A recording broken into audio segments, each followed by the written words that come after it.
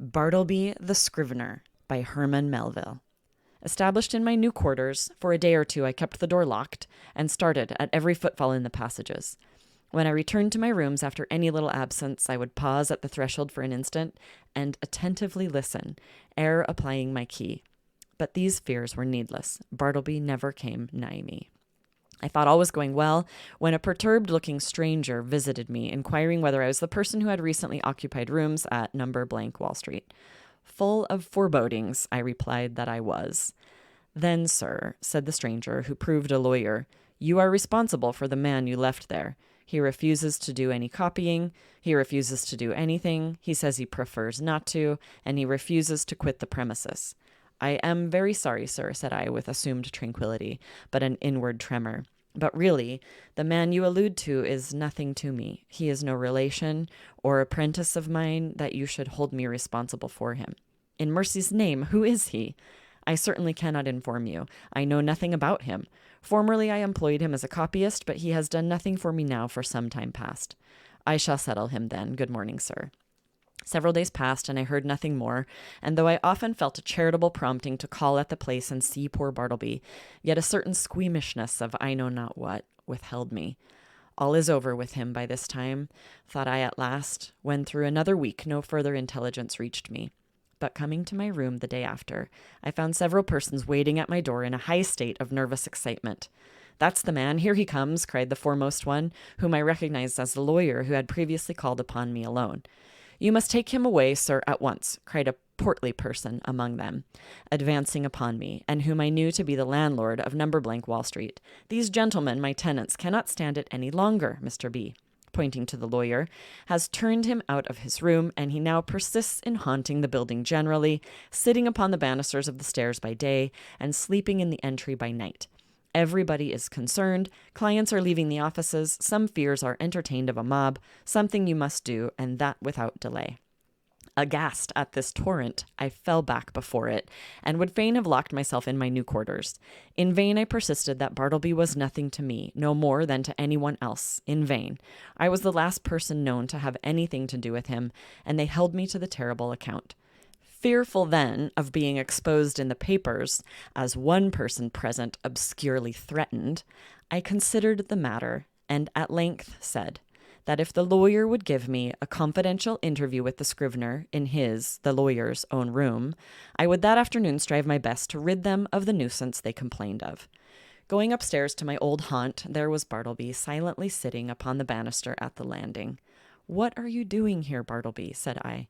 "Sitting upon the banister," he mildly replied. I motioned him into the lawyer's room, who then left us. "Bartleby," said I, "are you aware that you are the cause of great tribulation to me by persisting in occupying the entry after being dismissed from the office?" No answer. "Now one of two things must take place. Either you must do something, or something must be done to you. Now what sort of business would you like to engage in? Would you like to re-engage in copying for someone?" "No, I would prefer not to make any change." "Would you like a clerkship in a dry goods store?" "There is too much confinement about that. No, I would not like a clerkship, but I am not particular." "Too much confinement," I cried. "Why, you keep yourself confined all the time." "I would prefer not to take a clerkship," he rejoined, as if to settle that little item at once. "How would a bartender's business suit you? There is no trying of the eyesight in that." "I would not like it at all, though, as I said before, I am not particular." His unwonted wordiness inspirited me. I returned to the charge. "Well then, would you like to travel through the country collecting bills for the merchants? That would improve your health." "No, I would prefer to be doing something else." "How then would going as a companion to Europe to entertain some young gentleman with your conversation, how would that suit you?" "Not at all. It does not strike me that there is anything definite about that. I like to be stationary, but I am not particular." "Stationary you shall be then," I cried, now losing all patience, and for the first time in all my exasperating connection with him fairly flying into a passion. "If you do not go away from these premises before night, I shall feel bound, indeed I am bound, to quit the premises myself," I rather absurdly concluded, knowing not with what possible threat to try to frighten his immobility into compliance. Despairing of all further efforts, I was precipitately leaving him. when a final thought occurred to me, one which had not been wholly unindulged before. "Bartleby," said I, in the kindest tone I could assume under such exciting circumstances, "will you go home with me now, not to my office, but my dwelling, and remain there till we can conclude upon some convenient arrangement for you at our leisure? Come, let us start now, right away." "No, at present I would prefer not to make any change at all." I answered nothing, but effectually dodging every one by the suddenness and rapidity of my flight, rushed from the building, ran up Wall Street towards Broadway, and jumping into the first omnibus was soon removed from pursuit. As soon as tranquillity returned, I distinctly perceived that I had now done all that I possibly could, both in respect to the demands of the landlord and his tenants, and with regard to my own desire and sense of duty, to benefit Bartleby, and shield him from rude persecution.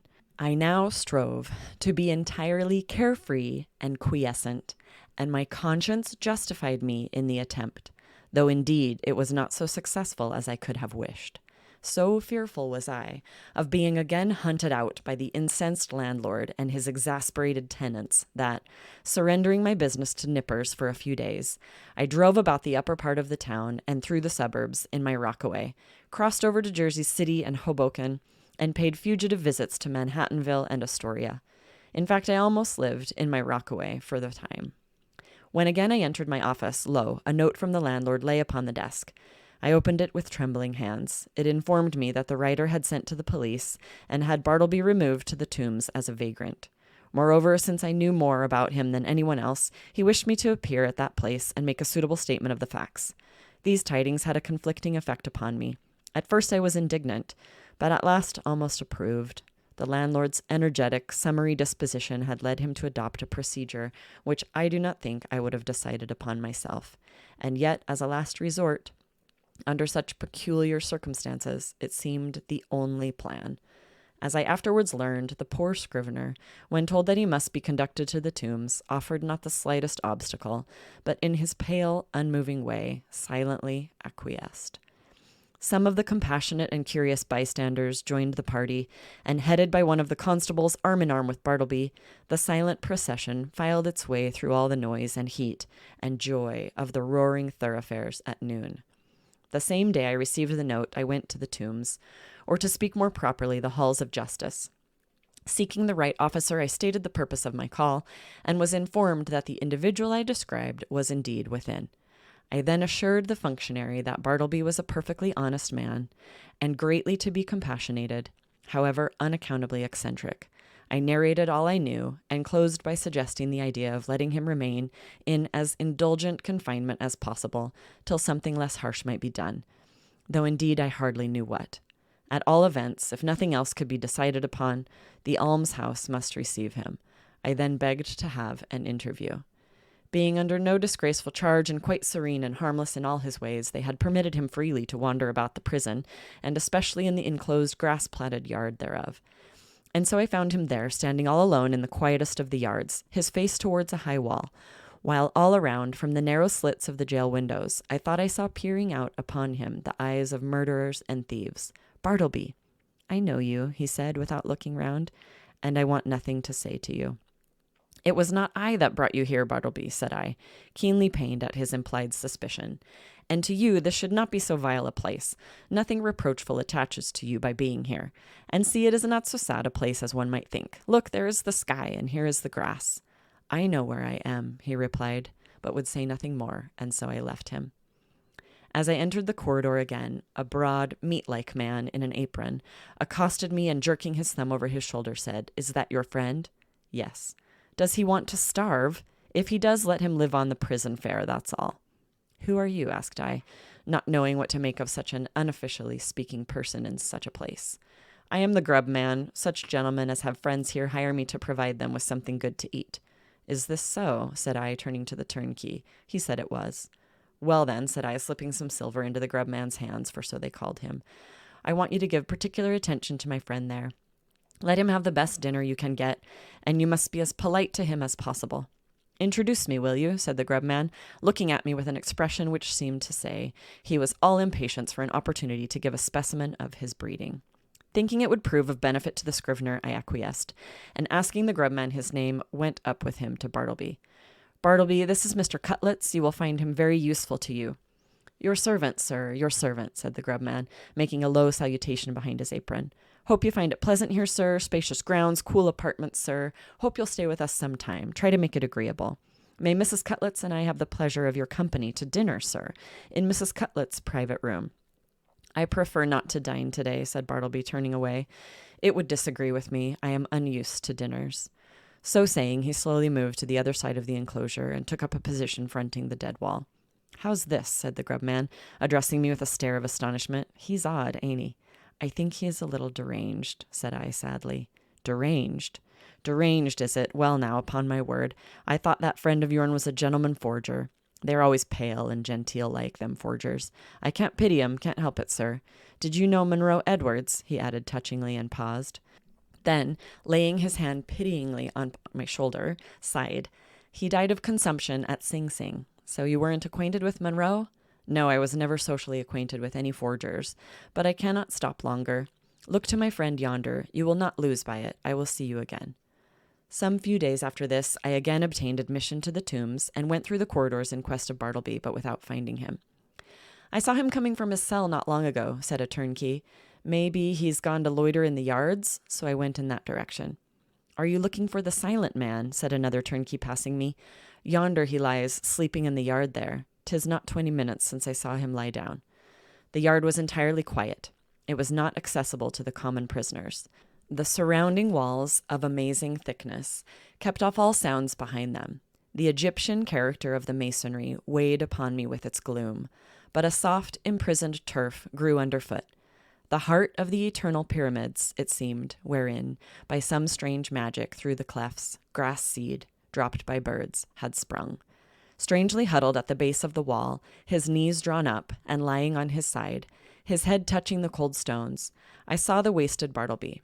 But nothing stirred. I paused, then went close up to him, stooped over, and saw that his dim eyes were open. Otherwise he seemed profoundly sleeping. Something prompted me to touch him. I felt his hand, when a tingling shiver ran up my arm and down my spine to my feet. The round face of the grubman peered upon me now. "His dinner is ready. Won't he dine today either? Or does he live without dining?"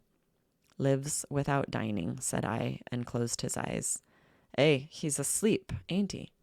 "With kings and counselors," murmured I. There would seem little need for proceeding further in this history. Imagination will readily supply the meager recital of poor Bartleby's interment. But ere parting with the reader, let me say that if this little narrative has sufficiently interested him to awaken curiosity as to who Bartleby was, and what manner of life he led prior to the present narrator's making his acquaintance, I can only reply that in such curiosity I fully share, but am wholly unable to gratify it. Yet here I hardly know whether I should divulge one little item of rumor, which came to my ear a few months after the Scrivener's decease. Upon what basis it rested, I could never ascertain, and hence, how true it is, I cannot now tell. But inasmuch as this vague report has not been without certain strange suggestive interest to me, however sad, it may prove the same with some others, and so I will briefly mention it. The report was this, that Bartleby had been a subordinate clerk in the dead letter office at Washington, from which he had been suddenly removed by a change in the administration. When I think over this rumor, I cannot adequately express the emotions which seize me. Dead letters. Does it not sound like dead men? Conceive a man by nature and misfortune, prone to a pallid hopelessness. Can any business seem more fitted to heighten it than that of continually handling these dead letters and assorting them for the flames? For by the cartload they are annually burned. Sometimes from out the folded paper, the pale clerk takes a ring. The finger it was meant for perhaps moulders in the grave. A banknote sent in swiftest charity. He whom it would relieve, nor eats nor hungers any more. Pardon for those who died despairing. Hope for those who died unhoping. Good tidings for those who died stifled by unrelieved calamities. On errands of life, these letters speed to death. Ah, Bartleby, ah, humanity.